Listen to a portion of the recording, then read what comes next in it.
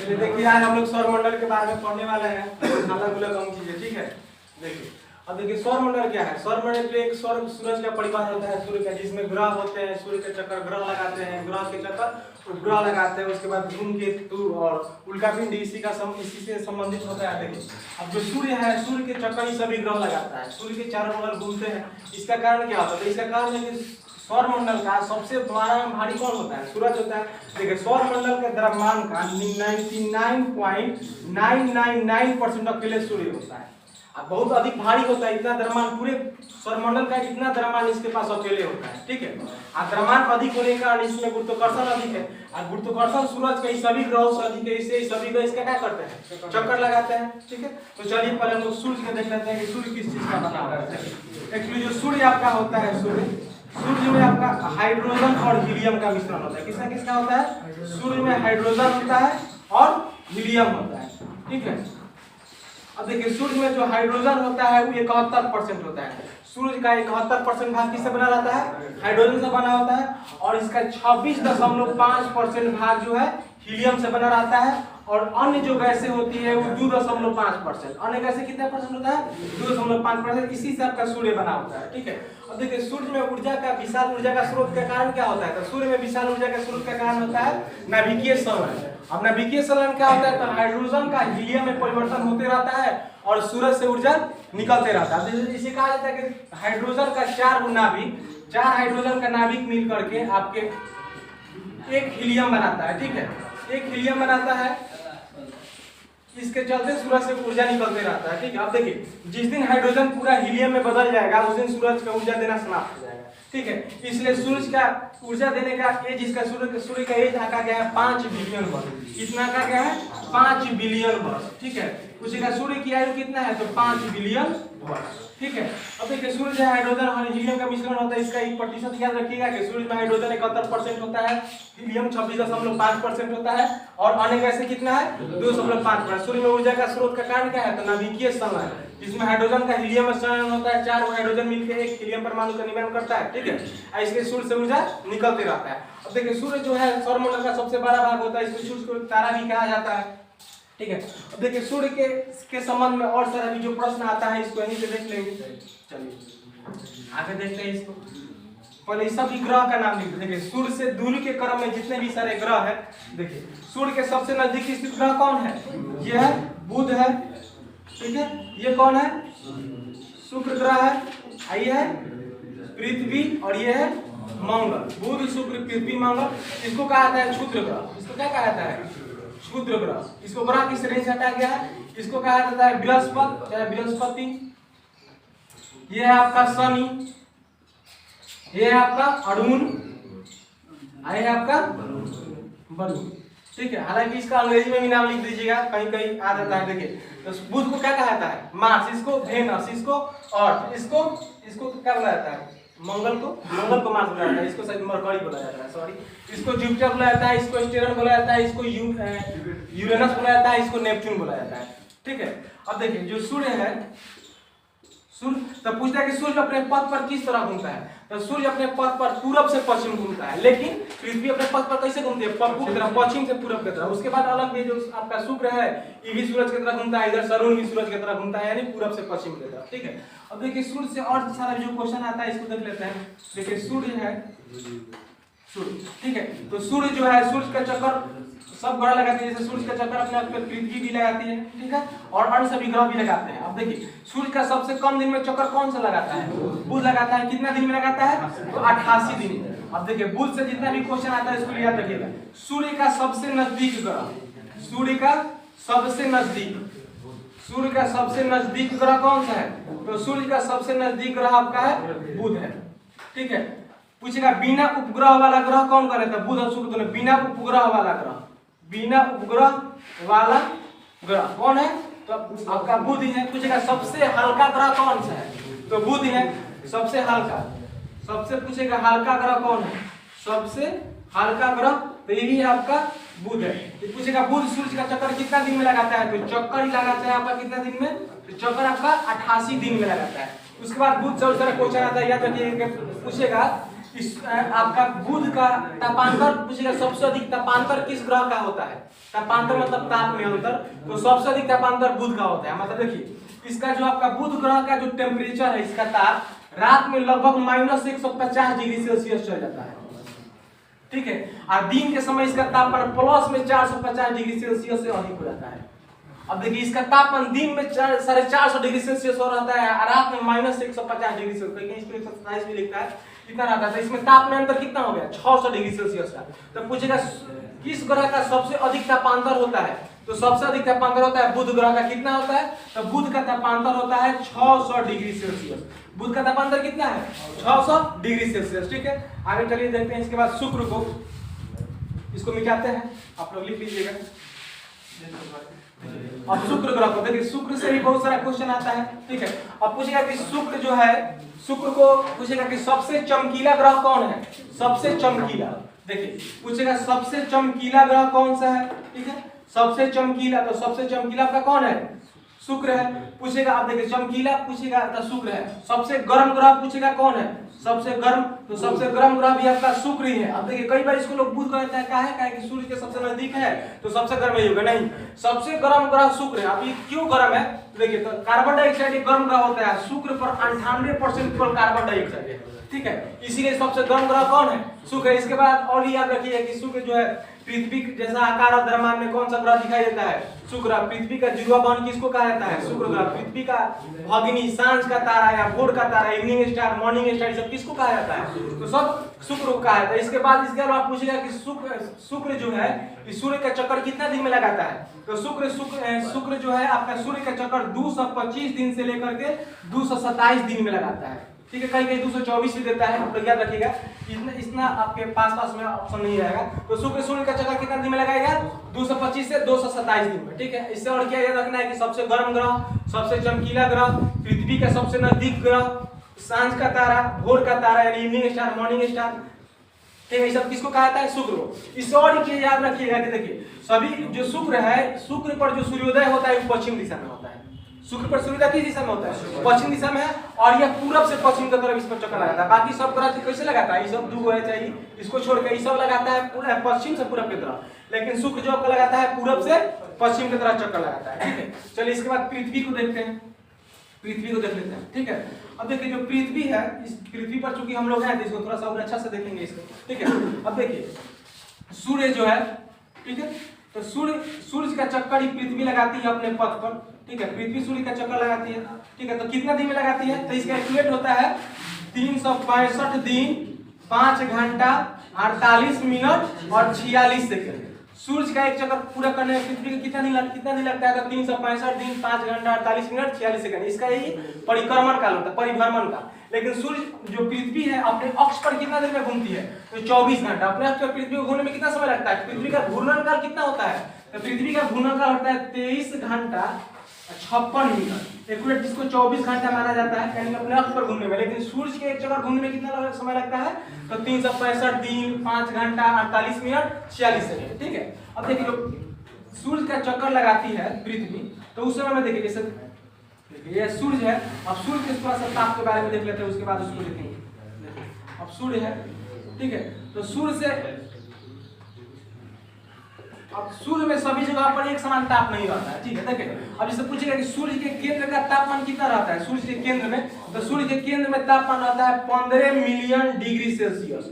15 million, 10 lakh का 1 million होता है। पूछेगा सूर्य के केंद्र का तापमान कितना, तो 15 मिलियन डिग्री सेल्सियस। उसके बाद पूछेगा कि सूर्य का जो बाहरी सतह रहता है इसका तापमान कितना होता है, तो इसका सतह का तापमान होता है 6000 डिग्री सेल्सियस। सतह का तापमान 6000 डिग्री सेल्सियस। उसके बाद सूर्य पर कुछ थोड़ा कहीं पे सौर कलम पाया जाता है, जिसको सौर धब्बा कहा जाता है। तो पूछेगा सौर पर जो धब्बा पाया जाता है, इस धब्बा का तापमान कितना रहता है, तो इस धब्बा का तापमान होता है 1500 डिग्री सेल्सियस। कितना होता है, 1500 डिग्री सेल्सियस। उसके बाद देख लेते हैं जब सूर्य, आप इसको नोट कर लीजिएगा, इस डिग्री से तापमान पूछेगा सूर्य के केंद्र का तापमान कितना, तो 15 मिलियन डिग्री सेल्सियस। सूर्य के सतह का तापमान 600 डिग्री सेल्सियस, ठीक है। उसके बाद सूर्य का जो धब्बा उसका तापमान कितना, तो 1500 डिग्री सेल्सियस, ठीक है।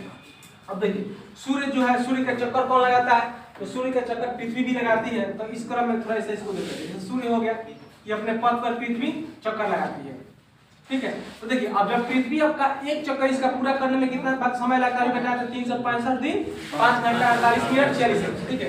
अब देखिए कभी कभी क्या होता है कि पूरा सभी जगह दूरी समान है, एक मान लीजिए कि औसत दूरी है, ठीक है, एक यहाँ पे बहुत दूर है, ठीक है, एक यहाँ पे बहुत नजदीक है कि नहीं। देखिए जब पृथ्वी अपने पथ पर परिवलयकार पथ पर सूर्य का चक्कर लगाती है तो कभी कभी क्या होता है कि पृथ्वी सबसे सूर्य के नजदीक चल जाती है, कभी कभी दूर जाती है। तो पूछेगा सूर्य और पृथ्वी के बीच में औसतन दूरी कितना है, औसतन माने एवरेज दूरी कितना है, ठीक है। तो ये एवरेज दूरी होता है 14 करोड़ 97 लाख 95,900 किलोमीटर। पूछेगा सूर्य और पृथ्वी के बीच में औसतन दूरी कितना है, तो 14 करोड़ 97 लाख 95,900 किलोमीटर, ठीक है। और पूछेगा सूर्य और पृथ्वी के बीच अधिकतम दूरी कितना होता है, अधिकतम ये वाला है, अधिक से अधिक पृथ्वी और सूर्य के बीच में कितना दूरी हो सकता है, ठीक है, अधिकतम इसको मान लेते हैं। तो अधिकतम दूरी होता है 15.21 करोड़ 15.21 करोड़ किलोमीटर होता है, ठीक है। और सूर्य और पृथ्वी के बीच इसको तो औसतन में माना है जी, यहाँ लिख देते हैं 15.21 करोड़ किलोमीटर। अब पूछेगा सूर्य और पृथ्वी के बीच में न्यूनतम दूरी कितना होता है, तो 14 करोड़ 70 लाख किलोमीटर, ठीक है, याद हो गया। अब देखिए इसको कैसे याद करेंगे। पूछेगा सूर्य और पृथ्वी के बीच में औसतन दूरी कितना होता है, तो औसतन पूरा एक्यूरेट याद रखिएगा 14 करोड़ 97 लाख 95,900 किलोमीटर, ठीक है। पूछेगा सूर्य और पृथ्वी के बीच न्यूनतम दूरी कितना होता है, जब चक्कर लगाते समय में तो 14 करोड़ 70 लाख किलोमीटर। अब पूछेगा सूर्य और पृथ्वी के बीच अधिकतम दूरी कितना होता है, तो 15.21 करोड़ किलोमीटर, ठीक है। अब देखिए जब सूर्य पृथ्वी के सबसे नजदीक जाती है 14.17 किलोमीटर, इसको क्या कहते हैं, तो इसको कहा जाता है उपसौर, इसको क्या कहता है उपसौर। और जब सूर्य पृथ्वी के सबसे दूर जाती है तो इसको क्या कहते हैं, तो इसको कहते हैं अपसौर। क्या कहते हैं, इसको अपसौर कहते हैं, इसको कहा जाता है अपसौर, ठीक है। अब देखिए यहाँ से भी क्वेश्चन आता है कि जब सूर्य पृथ्वी के सबसे नजदीक रहती है तो इस तिथि को क्या, इसको क्या कहा जाता है, तो इसको उपसौर कहा जाता है। ये कब होता है, तो ये होता है 3 जनवरी को, याद रखिएगा। पूछेगा सूर्य पृथ्वी के सबसे नजदीक किस दिन होती है, किस तारीख को, तो 3 जनवरी को। और सूर्य पृथ्वी सबसे दूर किस तारीख होता है, तो उसको क्या कहता है अपसौर। और किस तारीख को होता है, तो 4 जुलाई को, याद हो गया। सूर्य पृथ्वी सबसे दूर किस दिन आएगी, 4 जुलाई को। और सूर्य पृथ्वी सबसे नजदीक किस दिन आएगी, 3 जनवरी को। और सूर्य सबसे पृथ्वी के नजदीक रहेगी तो उसको क्या कहते हैं, सबसे नजदीक रहती है तो उसको उपसौर। और सूर्य पृथ्वी का सबसे दूर रहता है तो इसको क्या कहते हैं, इसको कहते हैं अपसौर, ठीक है। बंद कीजिए, आगे देखिए यहाँ पे। अब देखिए यहाँ से क्वेश्चन आता है कि उपसौर और अपसौर को मिलाने वाली रेखा को क्या कहते हैं। कई बार आया क्वेश्चन, उपसौर और अपसौर को मिलाने वाली रेखा को क्या कहा जाता है, ठीक है। तो उपसौर और अपसौर को मिलाने वाली रेखा को एप्साइड रेखा कहा जाता है, याद रखिएगा। उपसौर और अपसौर को मिलाने वाली रेखा को एप्साइड रेखा कहा जाता है, ठीक है। अब देखिए सूर्य से थोड़ा और पृथ्वी से और थोड़ा पॉइंट है जो ग्रहण वाला, इसको भी सूर्य ग्रहण समझते हैं, ठीक है। देखिएगा,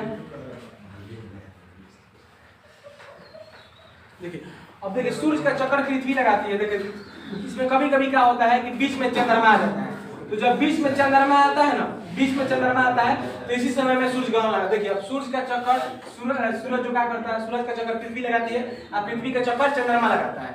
तो इस क्रम में क्या होता है कि चंद्रमा, सूर्य और पृथ्वी के बीच में चंद्रमा रहता है, तो चंद्रमा के से ओझल होने का पृथ्वी पर से सूर्य का कुछ भाग दिखाई नहीं देता है, इसे क्या कहा जाता है, सूर्य ग्रहण कहा जाता है, ठीक है। इसको क्या कहा जाता है, सूर्य ग्रहण, ठीक है। अब देखिए एक होता है आंशिक सूर्य ग्रहण जिसमें सूर्य का कुछ भाग नहीं दिखाई देता है, एक होता है पूर्ण सूर्य ग्रहण जिसमें सूर्य का अधिकांश भाग नहीं दिखाई देता है, ठीक है।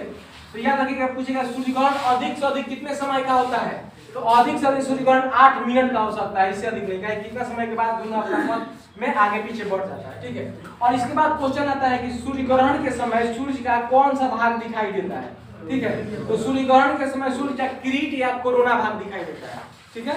सूर्य ग्रहण के समय सूर्य का कौन सा भाग दिखाई देता है, किरीट या कोरोना भाग। उसके बाद देखिए पूछता है कि डायमंड रिंग की घटना कब होता है, डायमंड रिंग, इसको हिंदी में कहा जाता है हिरणक वलय, हिरणक वलय। पूछेगा हिरणक वलय की घटना कब होता है, तो पूर्ण सूर्य ग्रहण के समय होता है। कब होता है, पूर्ण सूर्य ग्रहण के। इस समय क्या होता है, देखिए सूर्य का अधिकांशता भाग यहाँ छुप जाता है, तो इसके द्वारा एक रिंग जैसा इसमें से प्रकाश निकलता है जिसको डायमंड रिंग या हिरणक वलय कहा जाता है। ये घटना कब होता है, तो केवल पूर्ण सूर्य ग्रहण के समय। पूर्ण सूर्य ग्रहण का अधिकतम से अधिकतम अवधि कितना होता सकती है, 8 मिनट, न्यूनतम से न्यूनतम कुछ भी हो सकता है, ठीक है। अब चलिए आगे इसके बाद देखेंगे हम लोग शुक्र पढ़ लिए थे, पृथ्वी चक्कर लगाती है, ये भी पढ़ लिए थे, ठीक है। इसके बाद देखिए मंगल ग्रह को देखेंगे, किसको देखेंगे, मंगल, ठीक है। अब देखिए मंगल को, इससे याद रखिएगा मंगल को लाल ग्रह कहा जाता है, मंगल को लाल ग्रह।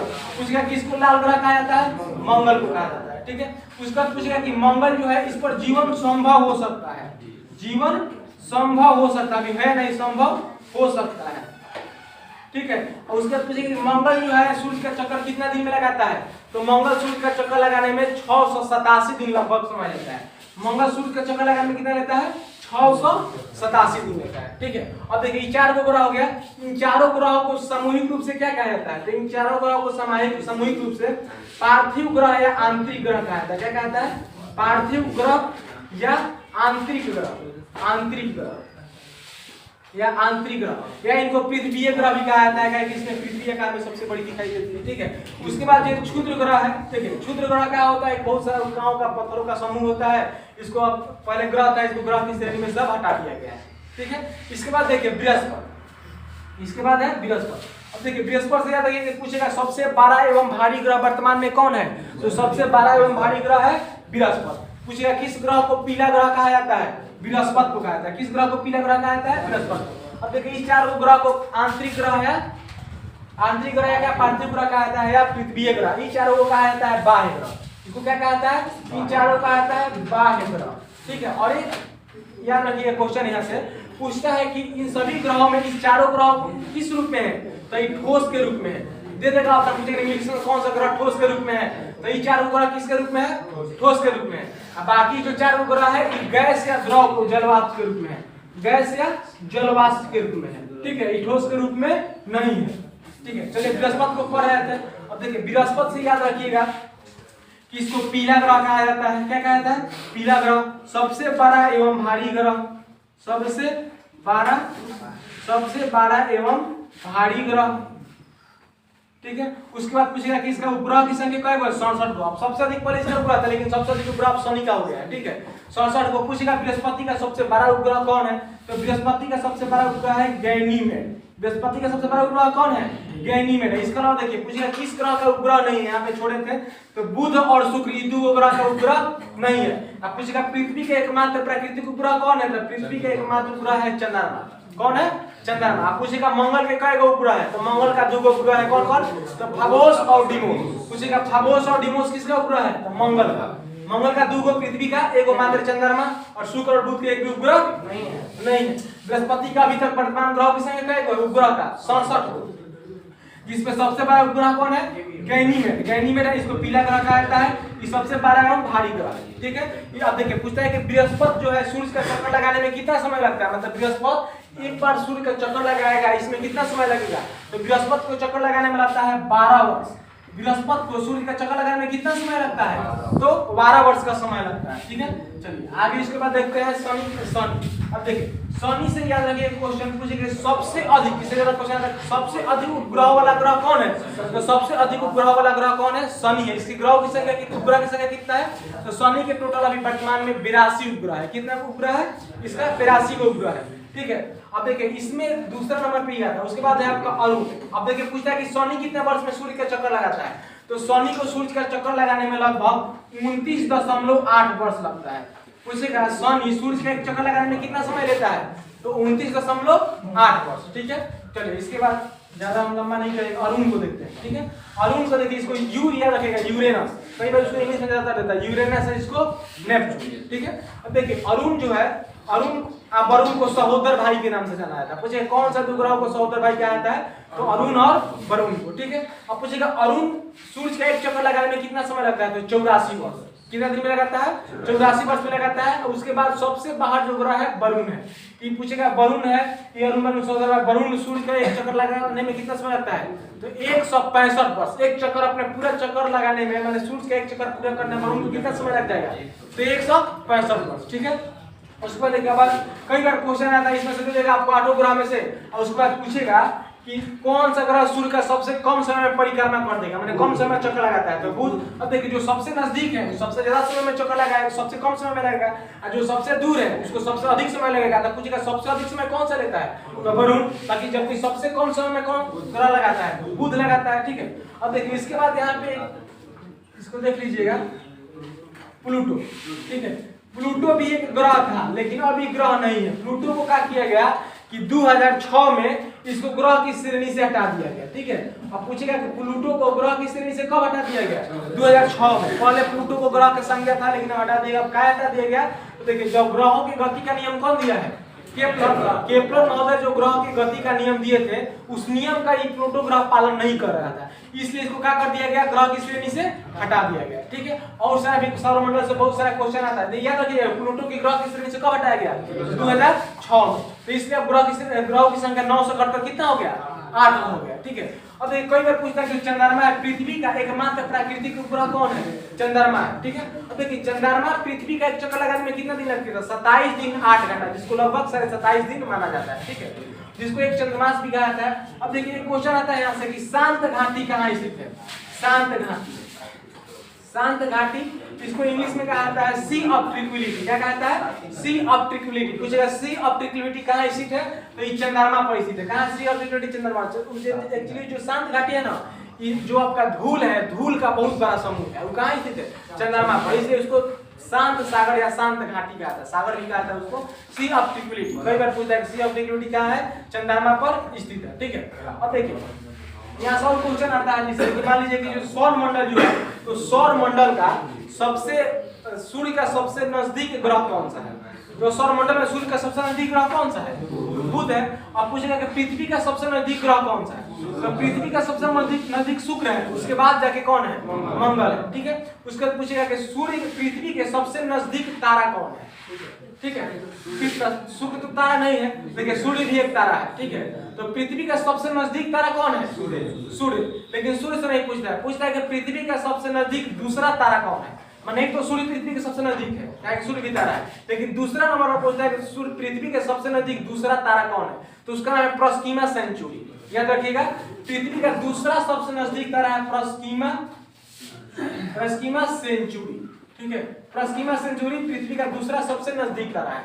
और एक क्वेश्चन आता है कि सौर मंडल का सबसे चमकीला तारा किसको कहता है, तो सौर मंडल का सबसे चमकीला तारा होता है आपका साइरस। क्या होता है, साइरस, जिसको डॉग स्टार के नाम से भी जाना जाता है। क्या कहा जाता है इसको, डॉग स्टार, साइरस या डॉग स्टार, ठीक है। इसको भी याद रखिएगा। अब एक और क्वेश्चन आता है कि तेजी से जो तारे घूमते हैं उसको क्या कहा जाता है, तो तेजी से घूमने वाले तारे को सौर मंडल में पल्सर कहा जाता है, ठीक है। अब देखिए एक थोड़ा सा उल्का पिंड की घटना को समझ लेते हैं, इसको समझ लेते हैं, उल्का पिंड, ठीक है। चलिए इसको मिटाए, जरा जल्दी जल्दी नहीं ना हो रहा है।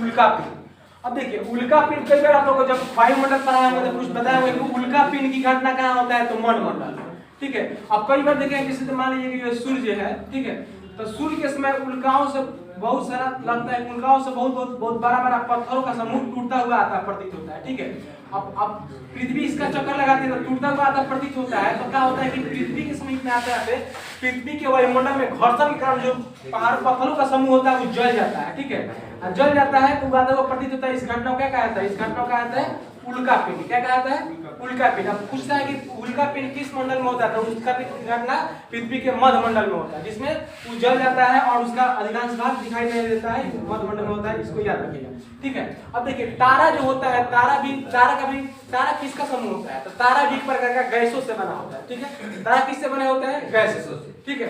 अब देखिए तारा कई बार होता है जैसे सूर्य भी क्या है, तारा है। और तारे किससे बने, जैसे हाइड्रोजन और हीलियम से आपके सूर्य बना है, और जो आपका तारा भी वो किससे बना है, हाइड्रोजन और हीलियम से बना है। तो तारों को कभी तोड़ा नहीं जा सकता। अब तारा इसको टूटता हुआ तारा भी कहा जाता है, लेकिन तारों को कभी तोड़ा जा सकता है। अब कई बार आप लोग वादा करते देखते होंगे कि हम आपके लिए तारा छोड़ के लाएंगे, क्योंकि तारा क्या है, तारा तो गैसों का समूह है, गैस को कैसे कोई तोड़ेगा। अभी सब गैस इसको तोड़ सकते हैं, नहीं तोड़ सकते हैं, ठोस रूप में रहता तब उसको तोड़ सकते हैं, ठीक है। तो इससे इतना क्वेश्चन याद रखिएगा।